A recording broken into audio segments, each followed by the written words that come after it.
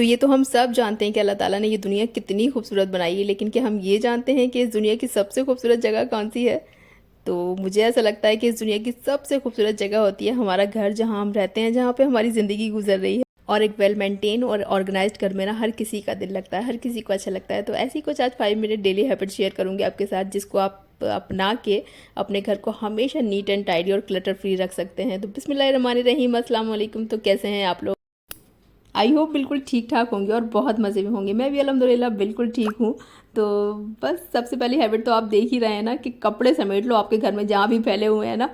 तो मुझे ऐसा लगता है घर में जो सबसे ज़्यादा आपके मतलब क्लटर फैलता है ना, वो कपड़ों से फैलता है। चाहे वो आपके धुले हुए कपड़े हों, चाहे वो आपके मैले कपड़े हों, चाहे वो आपने नए कपड़े तय करने के लिए निकाले हों, जैसे भी कपड़े हों ना, और अगर वो बस इधर उधर रखे हुए हैं, या मतलब आपने सोचा है कि अभी तय करके रख देंगे या अभी उठा लेंगे, या आपने मशीन का लॉट लगाया है, एक के बाद एक आप लगाए जा रहे हैं, कपड़े धुलते चले जा रहे हैं, लेकिन वो तय होके सिमट के रखे नहीं जा रहे ना, तो उससे सबसे ज़्यादा क्लटर आपके घर में होता है। और किसी चीज़ से नहीं होता। अगर आपके घर में डस्टिंग भी नहीं हुई है और भी कोई काम नहीं हुआ है ना, तब भी आपका घर इतना फैला हुआ नहीं लगेगा जितना कपड़ों से लगेगा। तो कपड़ों का बस ये है कि जैसे ही आपने मशीन लगाई, कपड़े धुले सूखे, उसके बाद आपने फ़ौरन उनको तय करके रख दिया, और अगर वो कहीं एक आध दिन भी पड़े रह गए ना, तो वहीं आपका घर पूरा क्लटर से भरा हुआ, और मतलब आपका खुद ही अच्छे नहीं लगेगा आपको। तो मैं बस यही करती हूँ कि दूसरी मशीन लगाने से पहले ना, जो कपड़े मेरे धुल गए हैं, सूख गए हैं, उनको उठा के मैं जगह पे रख देती हूँ। तो आधे से ज़्यादा काम मुझे लगता है कि हो गया होता है। घर को बहुत ज़्यादा आपको टाइम देने की ज़रूरत नहीं होती। तो मैं तो बस यही करती हूँ कि जैसे ही मेरे मशीन का एक लॉट जो है वो धुल के तैयार हो जाता है और कपड़े मेरे ड्राई हो जाते हैं, तो फ़ौरन से मैं उनको बस तह करके ना अलमारी में पहुँचा देती हूँ किसी तरह। और बस अलमारी अगर मेरी सही है या नहीं है तो मैं उसको बाद में भी सेट कर लूँगी, लेकिन वो कपड़े मेरे बेड पे नहीं पड़े, मेरे दूसरे कमरे में नहीं पड़े, मेरे ड्राइंग रूम में नहीं है, तो उससे ही आपका घर बहुत ज़्यादा साफ़ सुथरा लगता है। और अब आ जाते हैं हम अपने दूसरे फैलावे की तरफ। तो वो मुझे लगता है कि बच्चों की बुक्स होती हैं कि आप कितना भी उन्हें संभाल के रख लें, कितना भी उन्हें मतलब ऑर्गेनाइज करके रख लें, वो कहीं ना कहीं आपको पड़ी हुई मिल जाएंगी एक आध, क्योंकि बच्चे पढ़ रहे होते हैं। और मेरे बच्चों की तो कोई ऐसी पर्टिकुलर जगह नहीं है कि वो वहाँ बैठ के पढ़ें।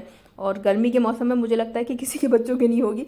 बच्चों को जहाँ आराम मिलता है, जहाँ वो कंफर्टेबल होकर पढ़ पाते हैं, वो वहाँ पढ़ते हैं। तो मेरे बच्चे ड्राइंग रूम में भी पढ़ लेते हैं, अपने रूम में भी पढ़ते हैं, हमारे रूम में भी पढ़ लेते हैं। तो आपको बस करना ये है कि बच्चों को समझाना है कि अपनी बुक्स जहाँ से उठानी है वहीं उठा के रखनी है, और बहुत ज़्यादा फैला के पढ़ाई नहीं करनी है। बिना फैलाए भी पढ़ाई हो जाती है। तो मैं अपने बच्चों के साथ यही करती हूँ, उनको बार बार टोकती रहती हूँ, समझाती रहती हूँ इस बात के लिए कि बुक्स जगह पे रखनी है, उठा के रखनी है। तो अगर बच्चे आपकी ये बात समझ जाते हैं तो बहुत ही अच्छी बात है, आपका घर आधा साफ़ सुथरा वैसे ही हो जाएगा। और जब कभी बच्चे ना सुने तो फिर आप ये वाला काम कर ले, मैं भी करती हूँ ऐसे ही। तो बस 5 से 10 मिनट लगते हैं इन सारे कामों में, और आपके काम साथ साथ होते चले जाते हैं। और एक काम आ जाता है हमारा, जब हमारी हेल्पर जो है वो अपना काम वाम करके सफाई करके सब कुछ चली जाती है ना, तो जो स्लैब पे से बर्तन समेटने का काम है ना, वो मुझे एक बहुत बड़ा काम लगता है। मुझे लगता है कि सभी क्या होता होगा ये काम। और मैं जब भी किचन में आती हूँ तो थोड़े थोड़े बर्तन ना उठा के रखती जाती हूँ। इससे पहले जब मैं चक्कर में आई थी ना, तो सारे जितने बड़े बर्तन थे वो मैंने सारे जगह पे सेट करके रख दिए थे, प्रेशर कुकर, भगोने, ये सब। और ये प्लेटें वगैरह जो गंदी मतलब गीली थी, तो उनको मैंने उल्टा करके रख दिया था। तो अब मैं दोबारा चक्कर में आई हूँ तो ये सब उठा के रखेंगी। तो 5-5 मिनट अगर आप अपने घर को दे देंगे ना, और ये तो आपको चलते फिरते निकल जाते हैं, इसके लिए अलग से कोई आपको टाइम निकालने की ज़रूरत नहीं होती। आप इधर से उधर चल रहे हैं अपने घर में, चीज़ों को देख रहे हैं, ऑब्जर्व कर रहे हैं ना, तो वैसे ही आप चलते फिरते ये वाली सफाई कर लेंगे, और आपको पता भी नहीं चलेगा कि आपका घर बहुत ज़्यादा फैल गया है और आप उसको समेटना है, और वो बड़ी एक मुश्किल बात हो जाती है ना। तो बस जैसी हेल्पर सफाई करके जाती है, तो मैं अपने बर्तन समेटने का काम और ये जो ड्राइंग रूम है इसको सेट करने का काम, क्योंकि रात तक ड्राइंग रूम की हालत ऐसी हो जाती है कि बस यहाँ पे किसी ने लड़ाइयाँ वड़ाइयाँ लड़ी हैं, कुश्तियाँ लड़ी हैं, मतलब सारे कुशन्स और सोफ़े के कवर, और बस बुरा हाल हो जाता है इसका। तो जब वो सफाई करके चली जाती है तो ये सब कुछ मैं सेट कर लेती हूँ फ़ौरन ही। 5 से 7 मिनट लगते हैं और ऐसा लगता है कि पूरा घर सेट हो गया है, और फिर आपको ये भी नहीं रहता कि कोई मेहमान आ गया, तो बस बड़ा बुरा लगता है फिर जल्दी जल्दी से समेटना ना। और अगर कोई मेहमान भी ना आने वाला हो, तो बच्चे जब स्कूल से आ जाते हैं ना, तो फिर आप ये सारे काम नहीं कर पाते। तो उससे पहले ही मैं अपने ये छोटे छोटे से काम ना 5 से 7 मिनट लगा के आराम से कर लेती हूँ, सुकून से मेरे सारे काम हो जाते हैं। और घर मेरा माशाल्लाह अल्हम्दुलिल्लाह, मतलब एनी टाइम तो नहीं कहूँगी, क्योंकि किसी का भी घर एनी टाइम और हमेशा साफ़ सुथरा और बिल्कुल सिमटा हुआ नहीं रह सकता, और ख़ास करके बच्चे वाले घर में। लेकिन मोस्ट ऑफ द टाइम मेरा घर साफ़ सुथरा ही रहता है, मतलब सिमटा हुआ रहता है। तो बस और एक जो और काम करती हूँ मैं अपने, जब मैं फ्रिज का चक्कर लगाती हूँ ना अपनी, तो जब मुझे जैसे ही लगता है कि फ्रिज की जो ये मैट हैं थोड़ी सी भी गंदी हुई हुई हैं, तो फिर मैं ये नहीं सोचती कि एक दिन मैं फ्रिज की क्लीनिंग करूँगी, डीप क्लीनिंग करूँगी, सब कुछ निकालूंगी फ्रिज में से तो उसको ठीक करूँगी। नहीं, मैं बस मुझे लगता है कि इसमें सामान थोड़ा कम हुआ हुआ है तो मैं सारी उसकी मैट निकाल के ले जाती हूँ, उसको वॉश करके फ्रिज को बस टिश्यू पेपर से साफ़ कर देती हूँ ना, तो मेरी फ्रिज बिल्कुल साफ़ हो जाती है। ऐसा लगता है कि मतलब मैंने इसकी वाकई बहुत ज़्यादा डीप क्लीनिंग कर दी है। और मैं ये नहीं सोचती कि मैं आज डोर भी आज ही साफ़ कर लूँ तो फ्रिज भी आज ही साफ़ कर लूँ। ये सोचती हूँ कि हर 2-4 दिन के बाद में 5-7 मिनट लगा दूंगी ना इसमें, तो फिर मुझे बहुत ज़्यादा टाइम लगाने की ज़रूरत नहीं पड़ेगी और ये सोचने की ज़रूरत नहीं पड़ेगी कि आज मुझे फ्रिज की डीप क्लीनिंग करनी है। तो आज मैं ना मलाई इससे ना घी निकाल रही थी और मुझे बड़ा मुश्किल काम लगता है ये मलाई से घी निकालना ना, और जबकि मेरे पास ये चॉपर है जिसमें मैं ये नीडिंग वाला ब्लेड लगा के ना आराम से निकाल लेती हूँ, जिससे आटा गूंथते हैं तो बहुत जल्दी निकल जाता है। लेकिन फिर भी एक बड़ा सा प्रोसेस लगता है मुझे कि आपकी फ्रीज़र में सारी मलाई रखी हुई है, आपको पहले उसको डिफ्रॉस्ट करना है, मतलब थोड़ी देर के लिए उसको बाहर निकाल के रखना है, थोड़ी देर क्या मतलब 4-5 घंटे आप उसको बाहर निकाल के रखें। और फिर उसके बाद आपने पूरा प्रोसेस करना है उसको, मतलब पहले मिक्सी में चलाना है, फिर उसके बाद आपको उसको गैस पे रखना है, तो अच्छा खासा लंबा प्रोसेस हो जाता है, जिससे आपके बाकी के डेली रूटीन के कामों पे भी असर पड़ता है। आपको ऐसा लगता है मुझे खाना भी बनाना है, मुझे और भी काम देखने हैं, और बहुत सारा टाइम भी आपका एक ही चीज़ में चला जाता है। तो अब खैर मैं ऐसा करती हूँ कि इसको प्रोसेस को मैंने 2 हिस्से में डिवाइड कर लिया है। एक दिन मैं ये सारा मिक्सी में चला के इसका मक्खन निकाल लेती हूँ, फिर मैं उसको फ्रीज़र में रखूँ या फ्रिज में रख दूँ। अगर मुझे 2-4 दिन 5 दिन बाद निकालना है तो मैं फ्रीज़र में रख देती हूँ उस मक्खन को, और अगर मुझे शाम को निकाल लूँगी या मैं सुबह निकाल लूँगी, मुझे पता है, आइडिया है, मेरे पास टाइम होगा, तो फिर मैं उसको फ्रिज में रख देती हूँ। तो ऐसे मुझे लगता है कि इतना आसान हो गया अब ये घी निकालना जो मुझे लगता था।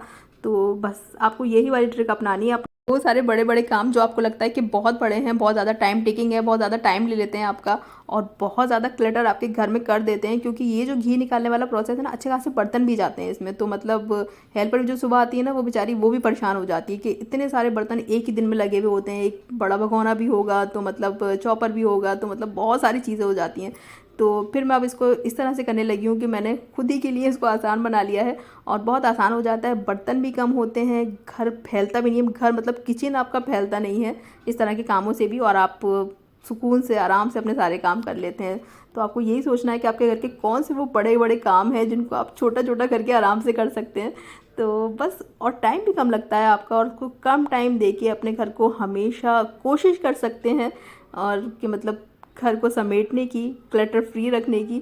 तो यही छोटे छोटे से आइडियाज़ होते हैं जो हम होम मेकर्स बस दिन भर यही अपने आइडिया लगाते रहते हैं। इस तरह से हम अपने घर को हमेशा ऑर्गेनाइज रखने की कोशिश कर सकते हैं, और अगर घर ऑर्गेनाइज रहता है ना, तो यकीन मानिए कि आपका दिल ऑर्गेनाइज रहता है, आपकी हर चीज़ मुझे लगता है ऑर्गेनाइज रहती है। अगर आप ये वाली 5 से 7 मिनट वाली ना छोटी छोटी सी हैबिट आप फॉलो करते हैं, इसको अपनी ज़िंदगी में, अपनी रूटीन में लेके आते हैं ना, तो बाकी इसके विजिबल जो रिजल्ट है ना, बड़े बड़े रिजल्ट वो आपको दिखाई देंगे इंशाल्लाह।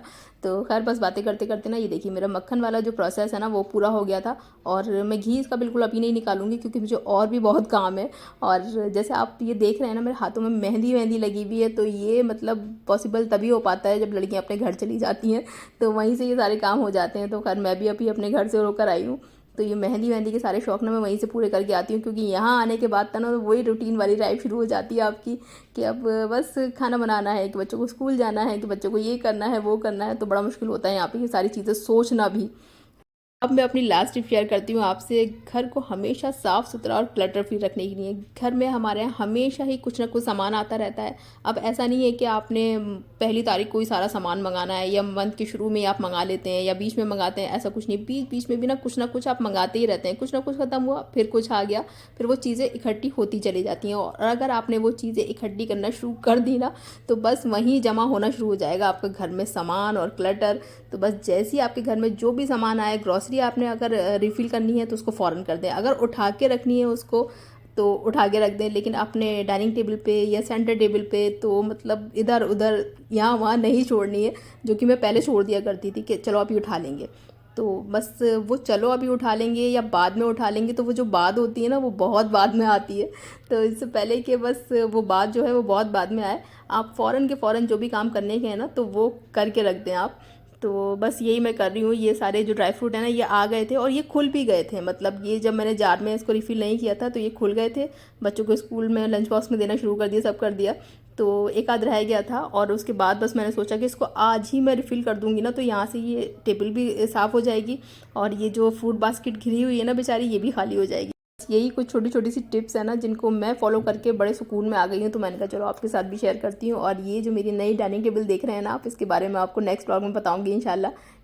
यहीं तक था आज का ये छोटा सा वीडियो। ये टिप्स आपको अच्छी लगी हो, मेरी बातें आपको अच्छी लगी हो तो कमेंट करिएगा, वीडियो को करिएगा लाइक, चैनल को प्लीज़ सब्सक्राइब। अब मुलाकात होगी एक और अच्छे से ब्लॉग में। अल्लाह हाफिज़।